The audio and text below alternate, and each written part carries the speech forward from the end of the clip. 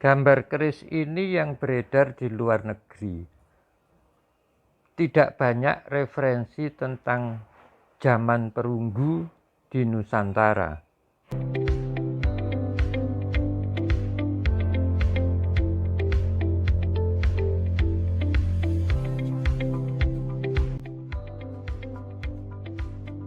Padahal ini adalah alat musik satu-satunya di dunia yang dibuat dari logam atau perunggu. Lampu gantung dulu menggunakan minyak bumi atau minyak jarak. Itu sudah ada. Ini sejak zaman Singosari kalau melihat jenis perunggu dan garapnya. Sementara ini wadah, mungkin untuk wadah air atau wadah bejana dari perunggu, tipis sekali, kurang dari 1 mili, dan itu sudah hampir hancur. Bahkan ini untuk merias diri di zaman itu, dan ini juga besar kemungkinan era-era Singosari, itu leluhur kita sudah punya alat berhias. Ini yang kita kenal sekarang sebagai kaca benggala. Banyak cerita mistik di balik itu. Bisa untuk melihat masa depan, bisa untuk melihat macam-macam. Karena memang langka, dan perhiasan-perhiasan perunggu seperti gelang, cincin, kalung itu sudah ditemukan. Ini juga sudah era-era lama, dan peralatan untuk kinang wadah-wadah tempat kinang juga sudah dibuat dari perunggu, termasuk gunting. Gunting ini juga dari perunggu dan mesiaji di tajamnya. Masih utuh kondisinya dan masih berfungsi. Kalau ini wedung, kemungkinannya wedung itu juga lebih lama dari zaman Singosari.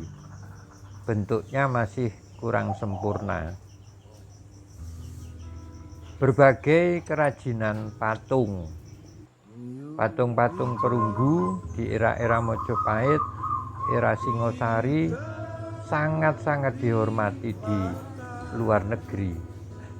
Konon katanya kalau belum memiliki patung ini belum dianggap sebagai orang kaya atau bangsawan di sana. Berbagai macam patung-patung dari perunggu. Kalau kapak ini malah jauh lebih lama lagi. Itu era-era Dongsong. Ukiran harimaunya atau macan atau singa sudah cukup detail, dan ini adalah vajra. Kapan-kapan kita kupas tentang vajra ini karena ada hal yang menarik, menyinggung-nyinggung juga tentang tulang rusuk. Berbagai macam vajra. Juga ini ada tombak segi 4 dihiasi dengan angsa, dengan sapi, dengan harimau, kijang. Itu binatang-binatang juga yang ada di gambaran tentang surga pada saat Adam di surga. Berbagai macam keris yang berbentuk sangat indah.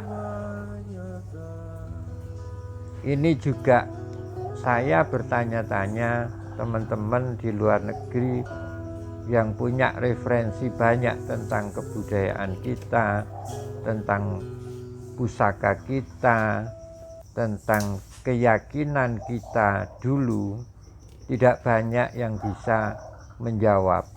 Malah ada yang bilang keris-keris ini dipakai untuk membunuh korban. Itu adalah hal-hal yang perlu kita kaji lebih dalam, karena ternyata pusaka-pusaka perunggu ini berbagai jenis, cantik, indah, dan utuh sampai sekarang. Aku menemukan ini berikut dengan handle-handle, ini juga dari tulang hiu. Ini adalah yang kemudian kita kenal dengan nama mungkin damar murub, dengan ganan tumbuhan di gandiknya, dan lekuk-lekuknya sangat indah. Kita lihat kerapian pekerjaannya juga, kalau sekarang mungkin harus pakai CNC untuk membuat garis-garis seperti ini. Kelebihan dari perunggu-perunggu kaca atau perunggu Singosari itu karena mungkin bahan bakunya lebih banyak perak dan emas, sehingga tahan sekali terhadap oksidasi. Kita temukan masih utuh, garis-garisnya juga masih sempurna seperti ini. Berbeda dengan yang terbuat dari besi aji. Ya mungkin karena pori-porinya lebih padat, jadi dia tahan terhadap oksidasi. Tapi mungkin juga di samping itu karena jenis logamnya ya. Ini juga seperti itu, apa keris regol dengan dua gandik di kiri kanan. Garis-garisnya masih utuh sekali, sangat berbeda dengan yang besi aji. Rata-rata masih utuh, dan itu ada pamengkang jagat di ujungnya, dan kelihatannya pamengkang jagat itu memang sengaja dibuat, bukan karena besi yang terpisah gitu. Bahkan ini di zaman Kediri, ini kalau lihat perunggunya perunggu Kediri, tapi ya itu masih utuh semua. Ada sedikit lubang, tapi saya lupa itu di mana lubangnya. Tapi itu rata-rata kalau pusaka terbuat dari perunggu masih sangat utuh, garis-garisnya juga masih sempurna, tidak sebagaimana yang biasa kita lihat pada besi-besi aji.